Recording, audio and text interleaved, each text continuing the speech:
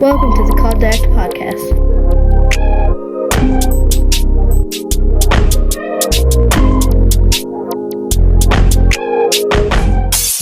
Oh yeah, baby.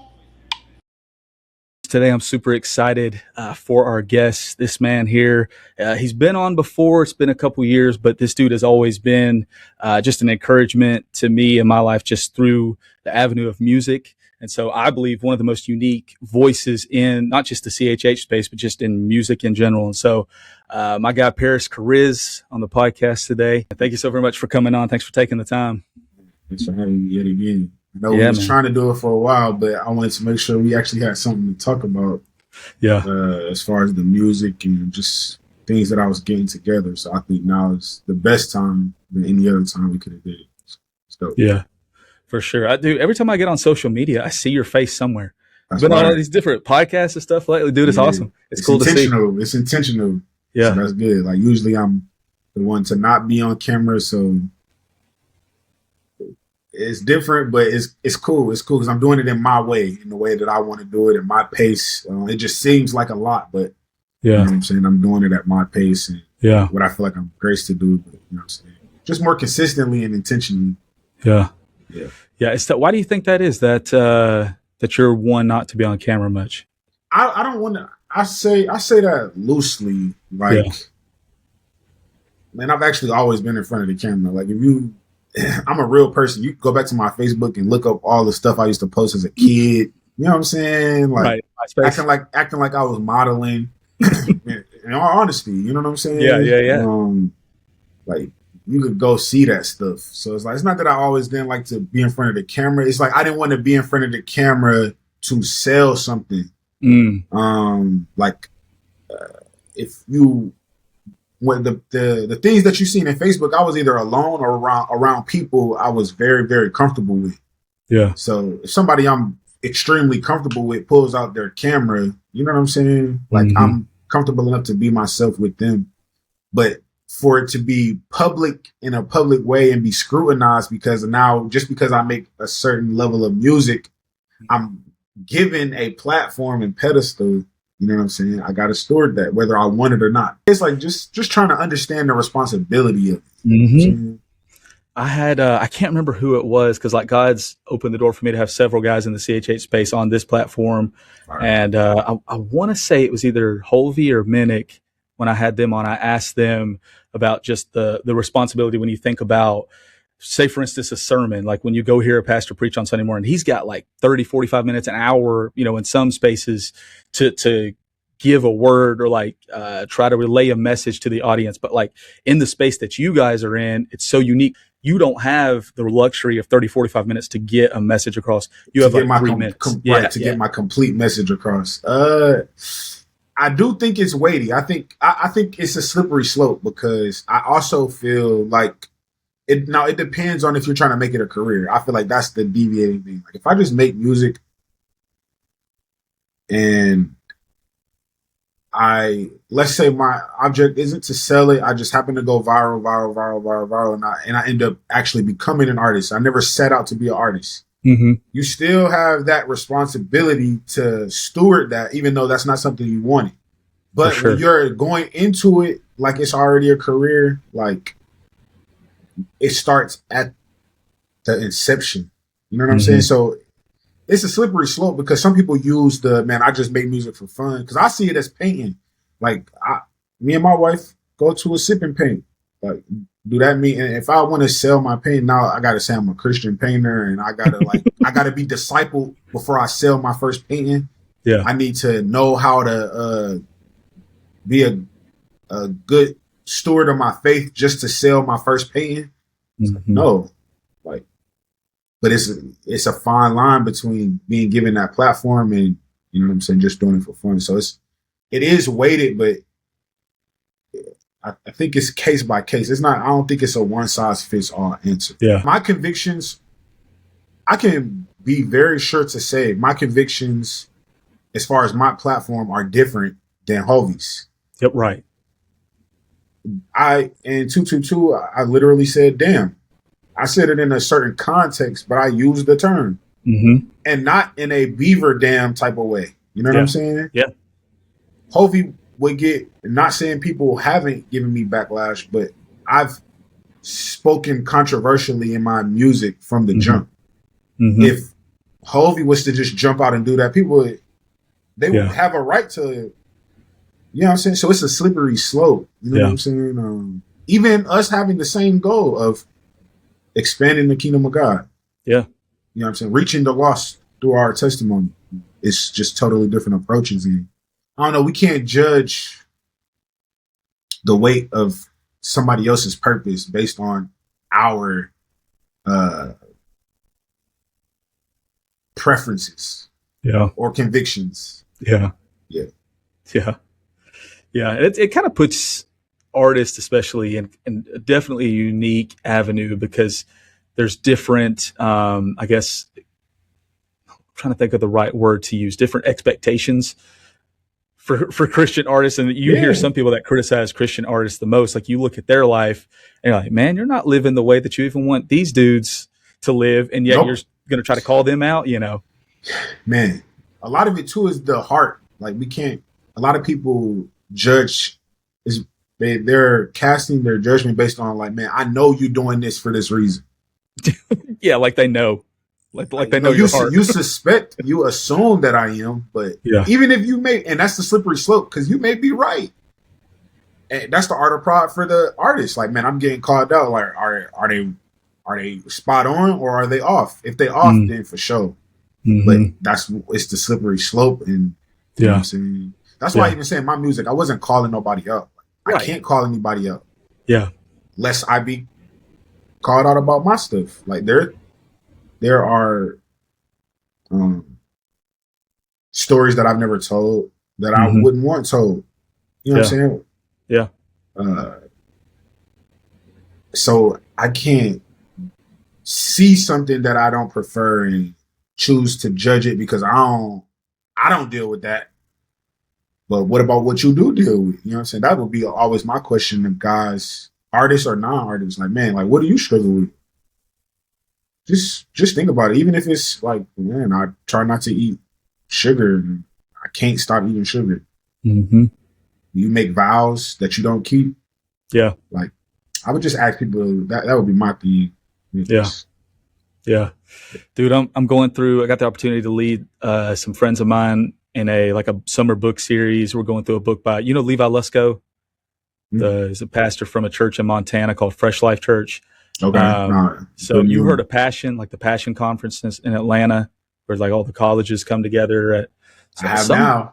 It's a pretty dope event. Louis Giglio puts it on his church. And so Levi Lusko usually speaks there every year. And so he has this book about spiritual warfare called I Declare War. And he talked about in the chapter that we went over last week, something that really stood out to me, where he says that 40% of our lives we live in autopilot mode. And so like what he meant by that was there's so many times that we just fall back into routine naturally. Like, say, for instance, if you're driving a car, there's always times where like we get to our destination and then we're like, oh shoot, I've been driving for 30 or 45 minutes. I don't even remember you know what I'm saying? The route. I don't remember anything that happened along the way. And he was talking about how our brains just naturally, when it knows, when we tell it that we're going somewhere, it's like, oh, okay, I know where we're going. I got it from here.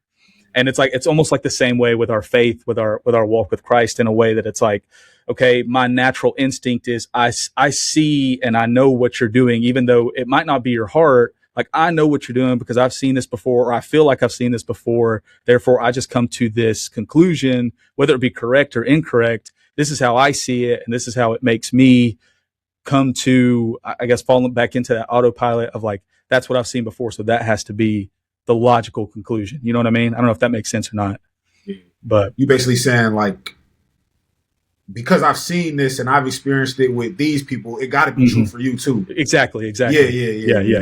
Yeah. And I think that's unfair. Yeah, for sure. And that's whether you could be right.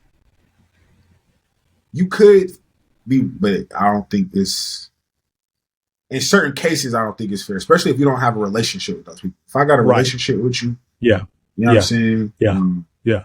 But and it's a two-way street though. Like, cause even if you getting called out and you know that they're right, you just be like, man, you right. Yeah. Bro, I've been studying John chapter 17 for like a month straight and just like breaking it down verse by verse. And I've been thinking about this a lot, and I think this is not even. I sent you a list of like some topics that I wanted to touch on. We're completely straying off of it right now, but I think this might be for somebody. This might be important. But in John chapter 17, Jesus, he's getting ready to go to the cross, right? And in John 18 verse 4, it says that Jesus knew everything that's getting ready to take place to him.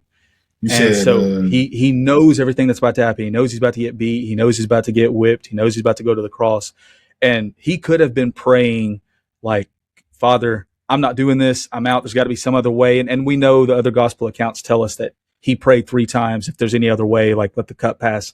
But in John chapter 17 specifically, he prays for himself, but in a way where he's like, Father, glorify me so that I can glorify you. So let me glorify you through what's about to happen to me. And then the rest of the prayer, he just prays for unity and love inside the body of Christ. So his followers that were with him right then, he's like, I pray for unity for them. And then he prays for future believers like us today, that he's like, let them be unified in love, because when they're unified in love, it shows the world that I was really sent from the Father. Yeah. And so like, I think there's this such an attack on just the body of Christ as a whole, the division inside the church is because Jesus prayed for unity. So Satan's obviously going to try to attack that and separate. And I think that's why we have all these different denominations and beliefs and all these other goofy things. I think it's and I'm not saying denominations are bad, overall, but I'm saying it's definitely something Satan uses against us. Yeah. To keep the body divided, for sure. Exactly. Yeah. For sure. Yeah. And what was the scripture again? It was John 18, what? John 18:4. Jesus knew everything's getting ready to take place to him. Yeah. Okay. Baby, yeah, bro. That one's tough. That one's tough for me because I did a deep dive on what all he went through going to the cross. And I got a buddy of mine who's a doctor at Erlanger here in Chattanooga, and I was talking to him about it. And some of the stuff that he was talking about, like just the fact that in Mark chapter 1, verse 35, it says that Jesus would wake up very early in the morning because that was the only time that he could get away to talk to the Father. So it's like you think about Jesus being up at what time would that be, like 5 o'clock in the morning or something, to pray and talk to the Father. And then he goes throughout his day, healing people, doing whatever he did that day, and then all the miles that he walked that night where they're taking him to all these various different trials. So it's like, man, Jesus, like we don't appreciate enough what all he endured for us. You know what I'm saying? We don't focus on that enough. And we're just so selfish as human beings. I don't know. That's a whole different topic. Yeah. But so I want to talk about music. I know you, like you said at the beginning of the talk, that you wanted to come on like very intentionally when you had some things to talk about. So I know you just dropped a new album. I know you just signed to a label too, right? Yeah. So I want to get into all that in a minute, but I had 2 kind of random things to kind of break down for a minute. One, I know you like basketball, same as me. Yeah. We talked about that last time you were on. And I know you love shoes, same as me. So shoes wise, like what's your latest pickup? My latest pickup? Yeah. Man, it's been that long. It has. I think my last actual shoe that I bought some white Air Force Ones. Okay. I had a couple video shoots, and I needed some white shoes just to have. Yeah. What size are you? Man, it depends. Like some shoes I wear like a 12 and a half, 13. Yeah. I got some Forces that's an 11 and a half. Dang. Yeah, no cap. But definitely I would say like a 12 is like my sweet spot. Like, yeah. But I got some Bapes that's a 13. I got some boots that's a 13. You know what I'm saying? All of the shoes that I have, that's an 11 and a half. Well, I do got some Jordan 1s that's an 11 and a half. But those, I take the insole out though. To create that little extra space. Yeah. Yeah. But man, I've been on like not sneakers. You know what I'm saying? Like, okay. I don't know if you've seen the photo shoots for the album, the press release stuff. Like, yeah. Just more boots, more casual stuff, like just different stuff. Because I am into shoes, but I would say I'm just more into like overall dressing. Like I wouldn't even say I'm into fashion. I'm just into like dressing cool. Right. Comfortable as well too. Yeah. Yeah. So we're about the same. I'm 13. That's 13. That's Yeah, where I'm at. yeah. I got a Yeah. couple My pairs. wife, 13. we celebrated. Shout out to my wife Kelly. We had our 10-year anniversary last month. Man, And congratulations, bro. yeah, bro, That's it's fine. crazy. There's times where it's like I feel like we just got together, and then there's times where it feels like we've been together 100 years. You know Yeah, what I mean? yeah. Man, that's But dope. yeah, she's all right. We'll keep her around. But she bought me the new Jordan 4s, the Toros. Okay, Yeah, that's so all that'll right. be. Yeah. I was surprised. I was surprised because she knows I Yeah. like 4s. That's your favorite. Well, okay, what's your favorite That's it. silhouette? That's my favorite Jordans. Yeah, 4s. Okay, 4s. Yeah. Mine's I like 4s, 11s, 3s. threes. Ones of 4s. Yeah, like one. I think ones is like Kanye. It's like just another planet. It's like we don't got to talk about you. Yeah. That's like the most classic. You know what Yeah. I'm saying? But threes. Mm-hmm. Hooping. I really like hooping in 7s. Really? Yep. My last year in college, I hooped in 7s. I hooped in a lot of J's though. I hooped in 6s. I used to just hoop in straight Hirachis. Yeah. But then I started hooping in Jordans. I didn't hoop in 9s. Yeah. You've been playing any basketball lately? Man, we be hooping sometimes. We try to hoop like 2-3 times a week. I mean, I said 2-3 times. We try to hoop 1 time a week, 2-3 times a month. Yeah. Especially, man, it's hard. Like, I just really honestly don't be having time, especially not being married and then, like, having, you know what I'm saying, being signed to the label in a new state, like having my own thing going on. Mm-hmm. As far as the music, like it's tough. Like, but we try to get it in once a week though. Yeah. I started playing again a couple months ago, and they play the guys that asked me to start running. They play at 6 a.m. Monday, Wednesday, Friday. Huh? You can hoop? I mean, the other day, the name kept floating around Steph Curry. But I mean, it wouldn't come from me. Right. But you know, today wasn't so good. Like my problem is I used to play all the time, played in high school, all of those things, thought I was going to play in the league. And then I'm only 6'1" and not super athletic. So that didn't happen.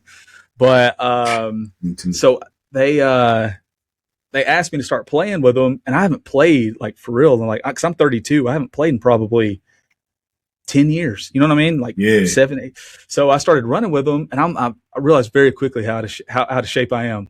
And it didn't take long. I found out quick every time. I started walking. I started being the coach. Yeah.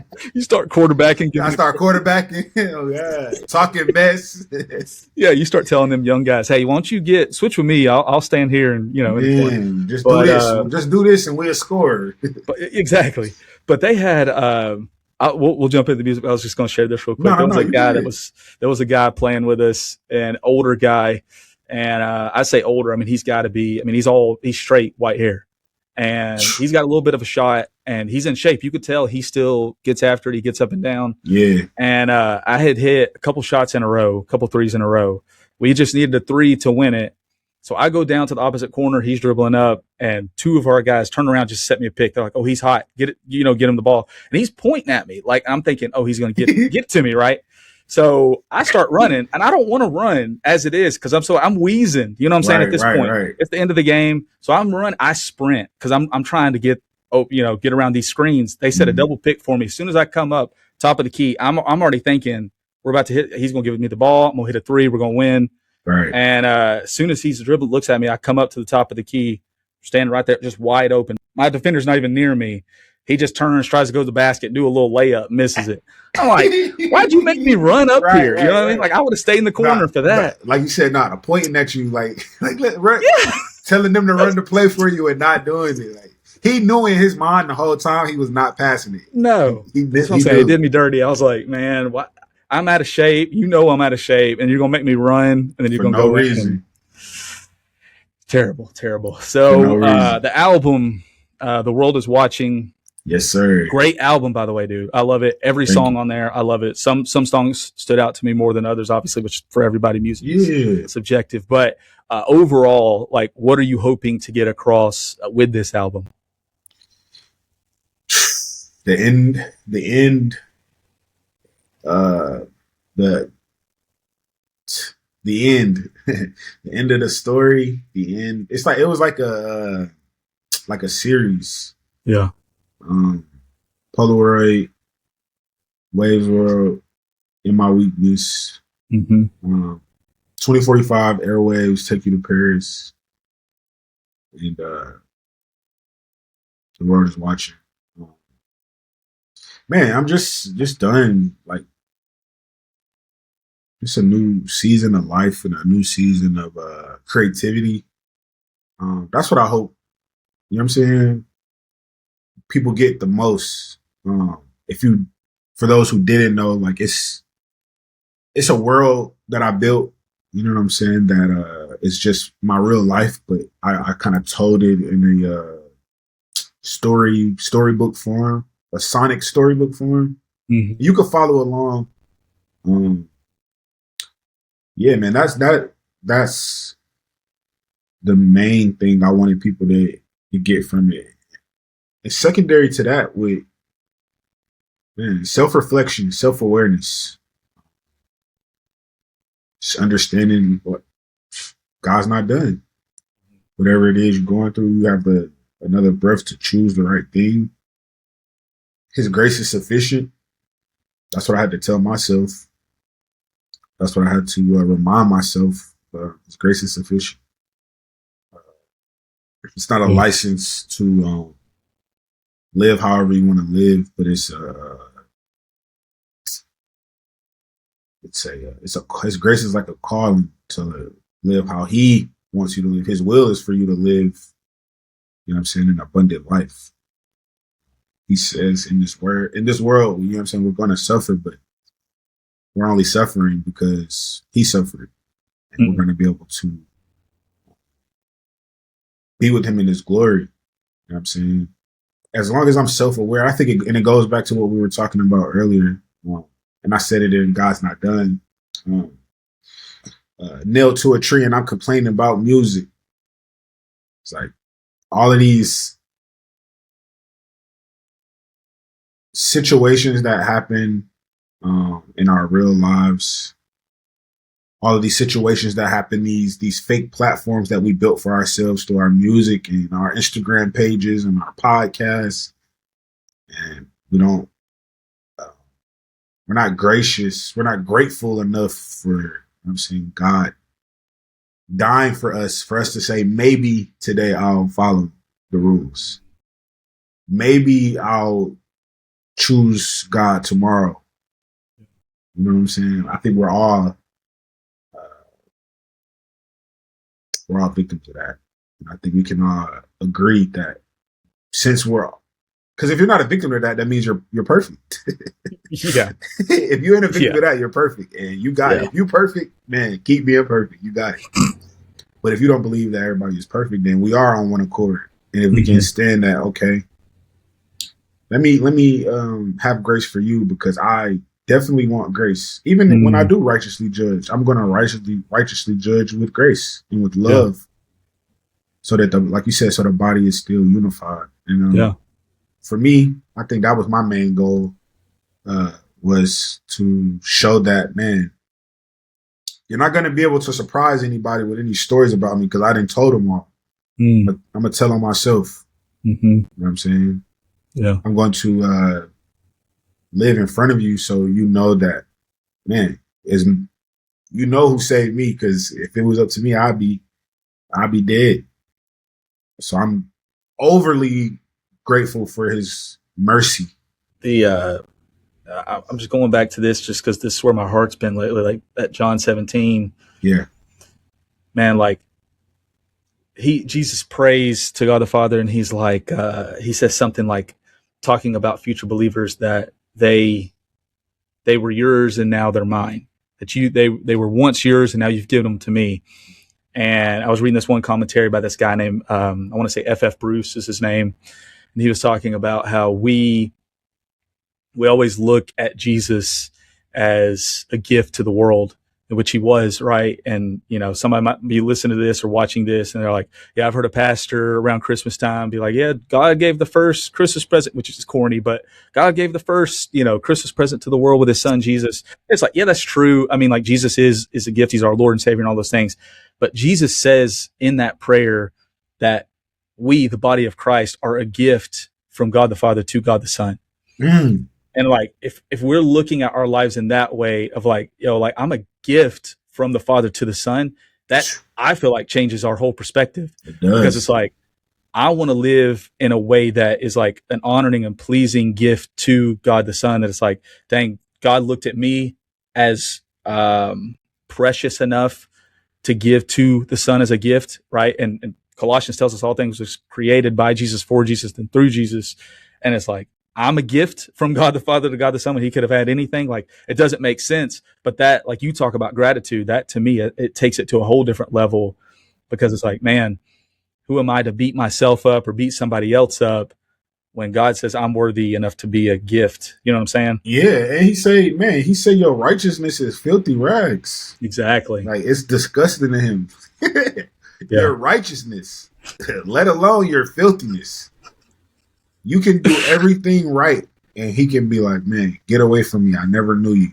And I posted it the other day. Like, and because I was talking to one of my guys that's, I guess you could say, my spiritual guide. Mm-hmm. You know what I'm saying? A mentor type. Yeah. We were talking, and he was like, God appointed authority. He appoints authority. What he said in his word is true. What we do with it is on us. He said, look at all of he was like, our people, you know what I'm saying? He didn't want to give us a king. We had the King of Kings, but we wanted a king so bad. We got kings, and most of them turned out bad. Mm-hmm. Then it took me to the scripture that I posted the other day. I forget, but God says it. It's in Matthew. God said, Jesus said, like, listen to the authority. Listen to what they say, but don't do what they do. Why? Because they fill their phylacteries. Mm-hmm. I forget. I don't know how to say the word. It's basically like a bag. You know what I'm saying? They overload them. They lengthen their tassels. They create heavy loads and have no plan on lifting one finger. They're going to throw it on your back. Mm-hmm. The crazy part about all of that is, he said, still listen to him. So I can know I can know somebody is corrupt, and because they're in leadership, they're in leadership. Because who appointed them? God said he appoints all authority. Mm-hmm. Do it change just because people turn evil? I had somebody tell me too, it's not just about his death, it's about how he lived as well. Like, we focus so much on the death, but man, a lot of people that focus so much on the death don't focus on how he did what he did. Mm-hmm. Yeah, you can call people out for sure, righteously judge, but how you do it though? Do they feel loved? Are you doing it in love? Okay, what is love? Love is patient. Love is kind. Love don't boast. Love don't keep no record of wrong.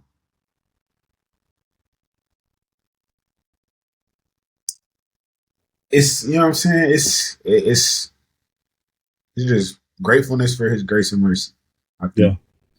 Yeah. We're supposed to be dead. I don't think people realize that. That's, dude.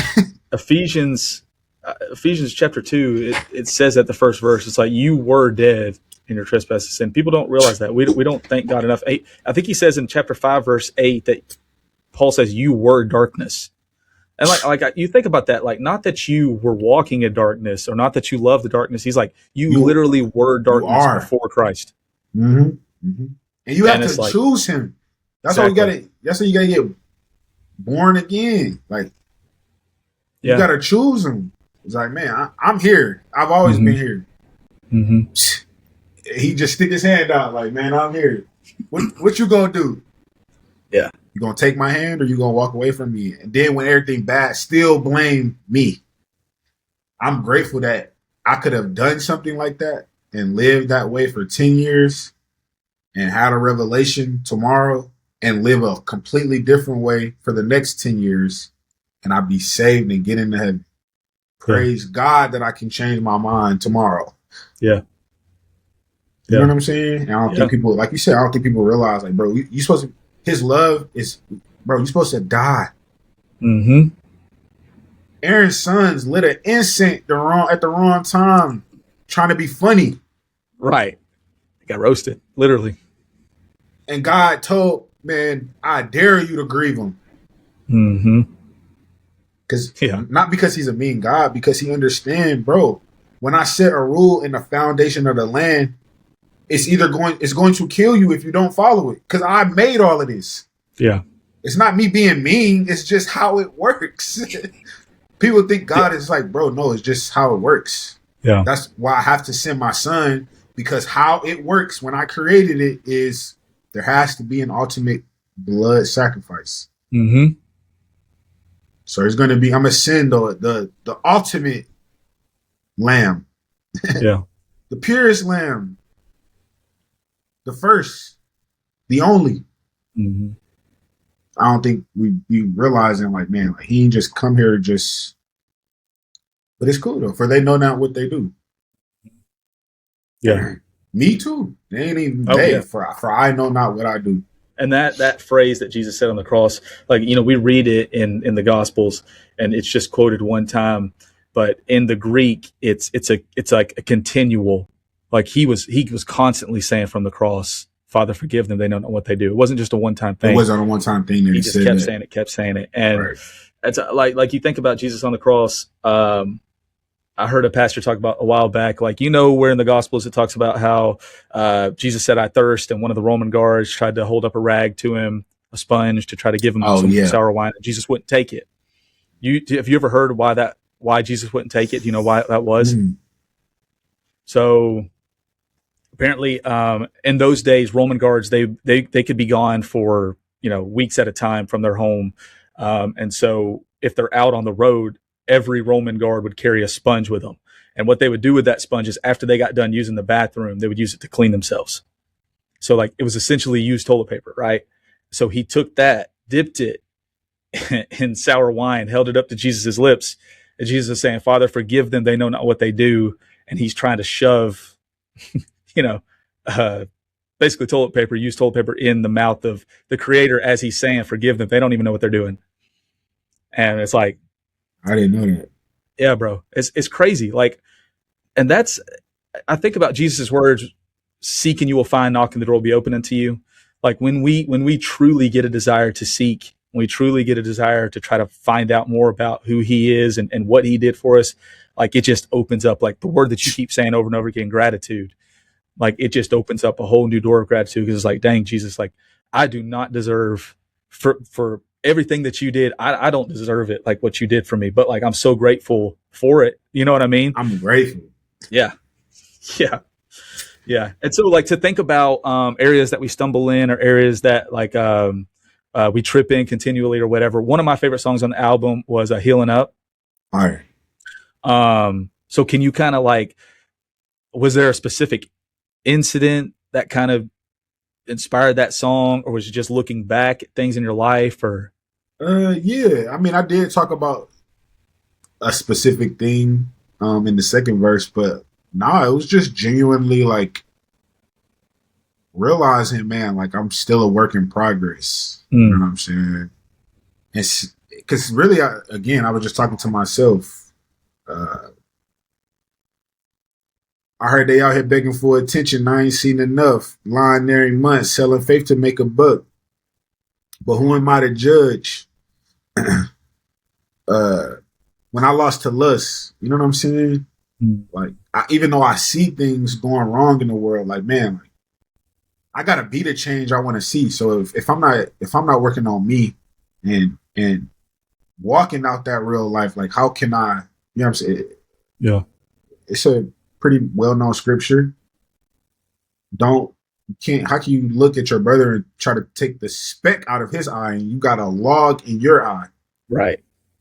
You know what I'm saying? Mm-hmm. So that was really the approach with not just healing up, but a lot of the album. You know what I'm saying? Looking at the log in my eye, but also, man, like I said at the end of the second verse, he robbed us to the kitchen. Me and Juan had real forgiveness. Like it was somebody that we helped.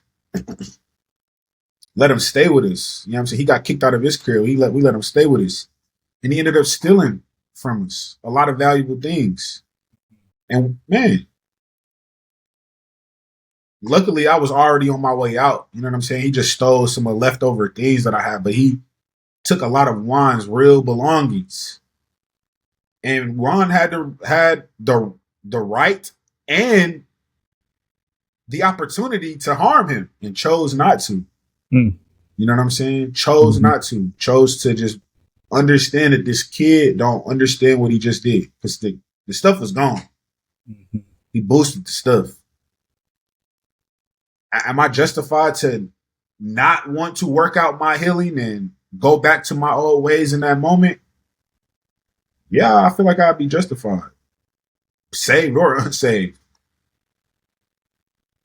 But man, I ask myself, do I plan and make a plot? You know what I'm saying? Or how should I walk this thing out, Lord? Like quit asking God and to realize, man, he hurt, so he hurt me. Who have I hurt?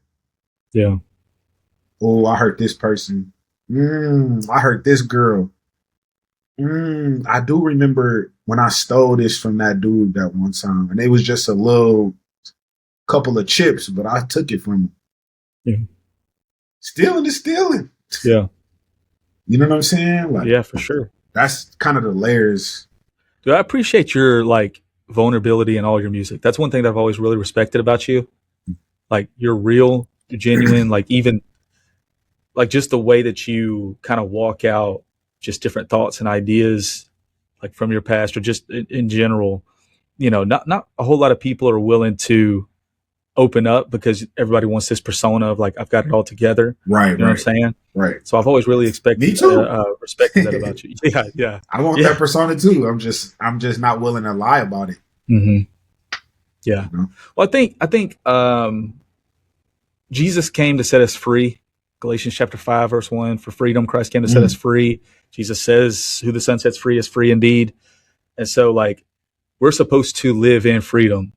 And Satan obviously does not want us to live in freedom. John 10:10, the thief, which is Satan, comes to steal, kill, and destroy. Like he wants to steal our freedom from us. Yeah. And like the things that we go through, the struggles that we go through that God has set us free from, we're supposed to use those things to help other people understand the freedom that Christ offers and receive it and walk in it. But like if everyone just thinks, well, I'm too cool to do that, or I got to keep it all together to live up to this expectation or live up to this, you know, whatever platform or pedestal, you know, it's just a selfish way to live. But when you're willing to open up, like I said, like you do with your music, open up and show people your scars, show people your issues that you struggle with in the past, I think it gives people like an idea of like, hey, if he found freedom, why can't I? You know what I'm saying? Yeah. No, man, that's the ultimate goal. You know what I'm saying? We overcome by the words of our testimony. Absolutely. So. Yeah. So I know like Christian art right now is kind of having a moment. I feel like you look at obviously Magic and Bird, which y'all dropped on the same day, right? Was it both June 16th, June 26th? So June 26th. Yeah. So your album, Magic and Bird 2, Miles Minnick being on what was it, Double XL freshman list, and all those things. And even if you look at like The Chosen or The House of David, I don't know if you've paid much attention to those shows, but like The Chosen, I never watched The House of David though. House of David, yeah. So they're like, it feels like Christian art is kind of having a moment. You know what I'm saying? Like the Lord is kind of opening a door for kind of the gospel to be proclaimed, maybe like it hasn't been in the past. Yeah. Why do you think that might be? I know this isn't something that I sent you, but no. Do you have any kind of thoughts on that? That's a good question. I would say, I would honestly say it's the kids, man. I think it's the kids. I think the kids are questioning stuff and they want to live a better life. They see the lives of the millennial adults. They see the lives of the older generation beyond us, how they live and how they handle themselves. And I think they want a healthier, more God-filled life. Yeah. You know what I'm saying? Yeah. I think there's a lot of opportunity for real change and real revival to happen. It's really just about how we steward it. You know what I'm saying? How the seasoned believers steward over the kids that's coming into the faith. Because I know even my little sister, I have we've had a couple of conversations of just her asking the Bible, and the main thing she want to talk about the New Testament. It's all New Testament. I can either be mad or I can choose to sit down and educate her. You know what I'm saying? And show her the layers of what it means to be a believer. Yeah. And not just the fad. Because I do think it's, on the flip side, I do think it's a trend right now. I feel like God is a trend. Church is a trend. And I said this on our podcast, on the You Can't Say That in Church podcast. And I do feel like it's like a paradigm shift coming in how we do church. Mm-hmm. I think the traditional Sunday morning, 10 a.m., out by 11:42, so you can get home, 3 songs, clap, lights, smoke. I think that is coming to, it's at the beginning of the end of that. And people are going to have to do, man, kind of how the Bible speaks about it, like actual intimate community and real villages. Like, I think it's going to, like, real church is going to be small groups, like how we have small groups in big churches now. Right. You know what I'm saying? And it's going to expand because it's just going to be a lot of small groups. But then it's a slippery slope because you got to be careful with that too. Because just as it could be more believers, it could be, now it's more denominations. Yeah, and very cliquey. and very cliquey and stuff like that. So it's a slippery slope. But that's where us seasoned believers got to come in and like disciple, like really show people the layers, and really show people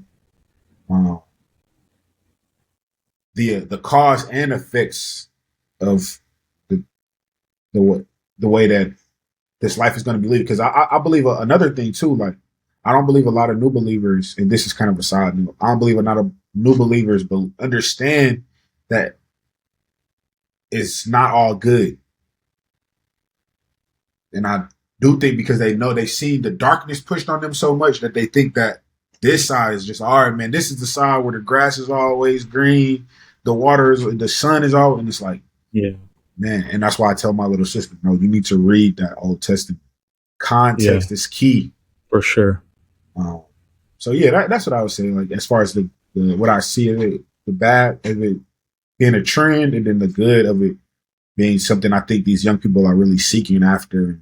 They want, they have a true desire to learn. Yeah.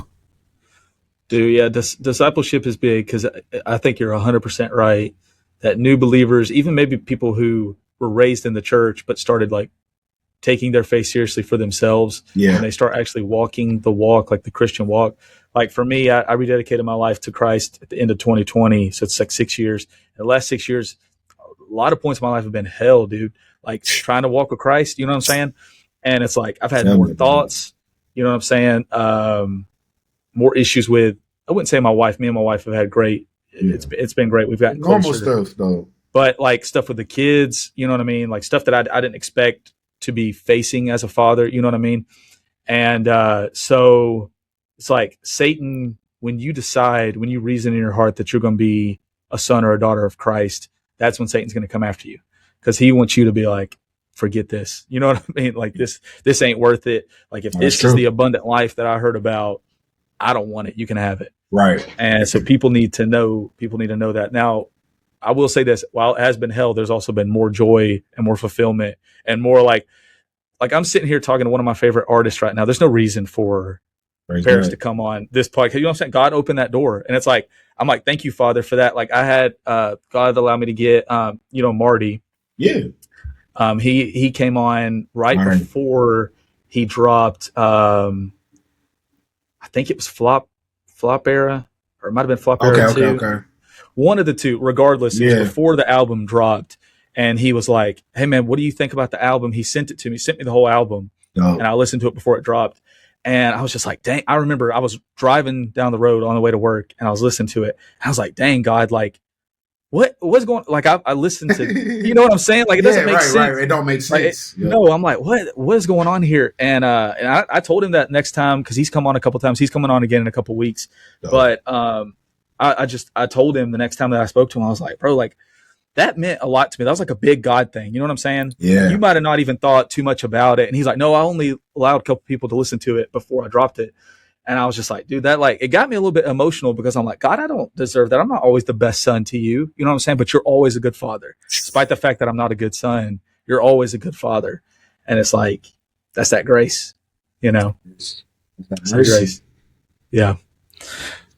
So, I got two more questions for you real quick. Actually, three real quickly to wrap it up. So you did sign with, I forget, it's either RMG or RGM, right? RMG, Reflection Music Group. Okay. So what led that decision of you going that way? So I was on a distribution since 2019.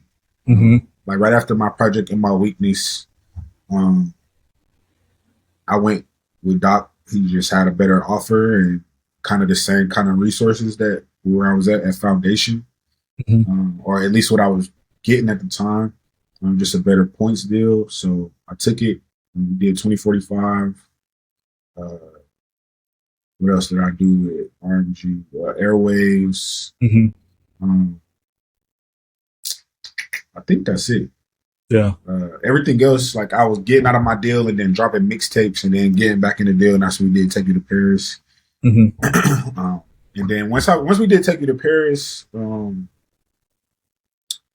they was just like, man, let's lock in on a different level. You know what I'm saying? We built a good rapport of just communication, long distance.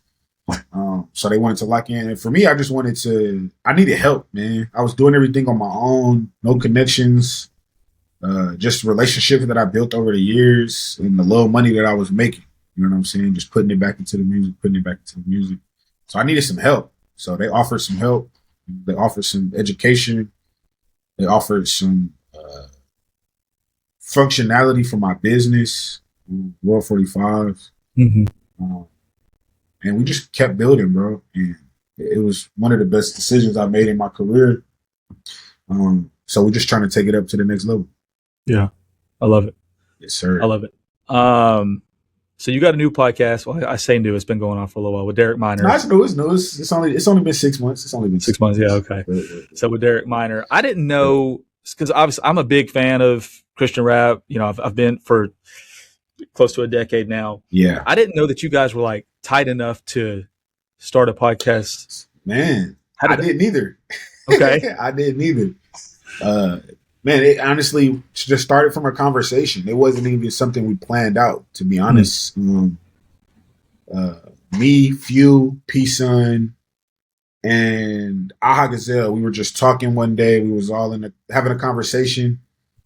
And they're like, man, we one thing we feel like we're missing is like media. We need something where we can be ourselves and still show people we love God and show people our walk, but not through song, something that has nothing to do with a music video or a song.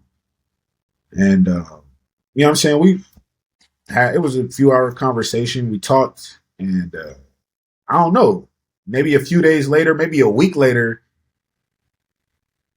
No, it was probably like 2 weeks later, because it was definitely Thanksgiving, either the day before Thanksgiving or the day of Thanksgiving. Yeah. Derek just called me and we was talking, and then he just ended up asking me like, man, so like what you feel like you need? Like what you feel like you're missing before we start really dropping more singles for the album? Like what do you feel like you need? And first thing I said was like, man, well, some of the guys was talking the other day, and we felt like we need some media. Like, we don't got no media. Like, you can't go to Lecrae's podcast. Proper Excel is like blogish. It's not really media. You know what I'm saying? It's like current events. Yeah. You can't. We're not political, so we're not trying to go to Ruslan's.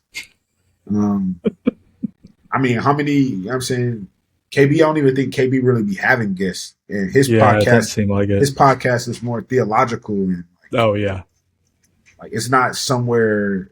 I mean, obviously, you see our podcast, so from that conversation, he was like, "So what's missing?" From that moment on, we started building the You Can't Say That in Church podcast. Yeah. And it was pretty immediate. I think literally 3 days after that conversation, we shot our first tester episode. Literally. You know what I'm saying? Because Derek's thing is, well, let's just do it ourselves. I genuinely wasn't trying to have a podcast. Yeah. You know what I'm saying? He was just like, man, I got the camera, I got the lights, we can use this. Because I honestly, the very first one we shot, we couldn't even use it because we shot it in his living room. And his living room is all white. And literally, as we're shooting, we had the camera set up. As we're shooting, you just see the sun hitting. We had the blinds wide open, shoot the window behind us. So as you can see the sun literally just cover up. You know what I'm saying? Right. We could only use like the first 12 minutes out of like a 45-minute podcast that we shot. That hurts. You know what I'm saying? So it's like that hurts. We were bummed about that. Yeah. Then we shot it again. Which if you go to our page, our very first post, that is our 6th episode that we shot. But it was the first thing that we posted, but we had shot like 4, I say maybe 5th. We shot like 4 or 5 episodes, just understanding what to do, kind of the same topics too. And just trying to figure out how to cut it. You can see the quality was terrible. The audio was terrible. The color grading was bad. And literally Derek just learned how to do it. Like from that moment until today, Derek has just gotten better at lighting. Derek has just gotten better at color grading. Yeah. You know what I'm saying? He was he's Grammy nominated for sound. So like once he understood how to record the sound and put it into his, you know what I'm saying, the efficient way, like the correct way, then the audio got better. And then we started adding the comedy aspect to it and just trying to add more of ourselves into the layout and not just saying it's a podcast, but being media in all ways. Yeah. But we're going about it slow. Like we're really honestly building it out. Like, because I feel like because we didn't want it to be us, it has to be us. And it's just too natural how it happened. You know what I'm saying? Yeah. Oh, yeah. Dude. But honestly, genuinely, like I wasn't trying to start a podcast. Yeah. Dude, I get that. Cause like, that's what in 2022, I felt like that's what God was calling me to do. Yeah. And I was trying to, at that point in my life, I wasn't walking with Christ like I was supposed to. And I was like rededicating my life to Christ. And so for like a year and a half, I was just trying to find out as much about Jesus as I possibly could. And I was like looking at sources because I was like, I need to know for myself, is this legit or do I just believe this because I was raised in church? You know? And so I started studying things outside of the Bible, different just historical artifacts and things like that. Yeah. And through that, I was trying to find podcasts that talked about Jesus. I couldn't find anything that I could relate to. Everything was like a bunch of old men. You know what I mean? Man, I was like, I can't get down with this. Yeah. And so I was praying about it, and I felt like God was telling me, quit crying about it, quit looking for it, and create it yourself. You know what I mean? And then that's what I did, you know, and he's been opening doors since then. He's blown my mind, since then. It's been 4 years now, and it's just been such a blessing. You know what I mean?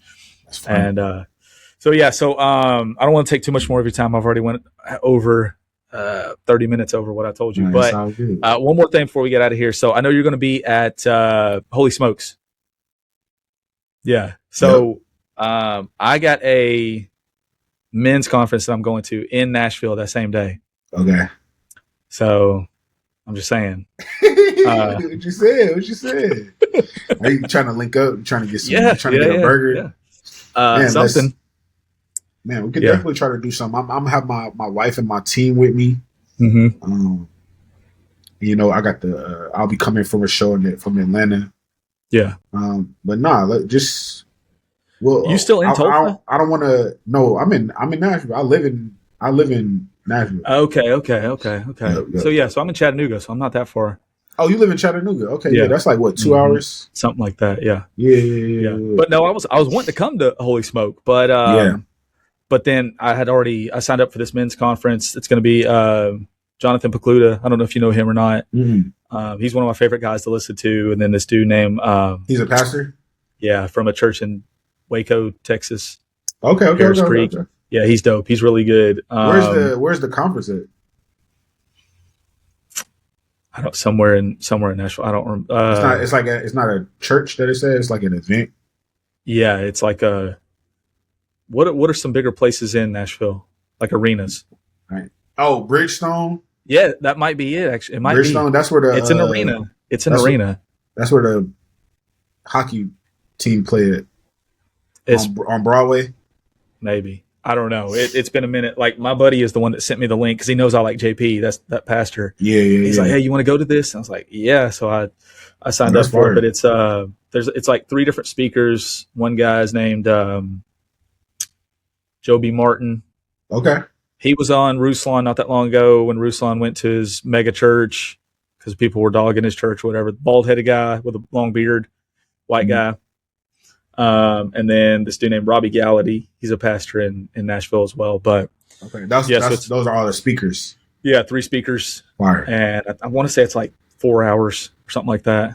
But so I'll it's gonna be good. I'm excited about it, but at the same time, I was like, I wish I would have known. Yeah, I'm about to say, just tap in. Yeah, just tap in. Yeah, man. Well, we'll get out of here, man. I appreciate you so much for taking the time to come on. It was a blessing. It really encouraged me through this conversation for sure. Man, my pleasure, brother. You got anything else before we get out of here? Man, if you haven't, go listen to The World Is Watching. New album. Go watch the music videos for Carson Cash or Christian Mingle, 2003. I got the replica music video dropping very, very soon, so be on the lookout for that. Man, shout out my bro Donovan. Call to Act Podcast, man. It's Parris Chariz.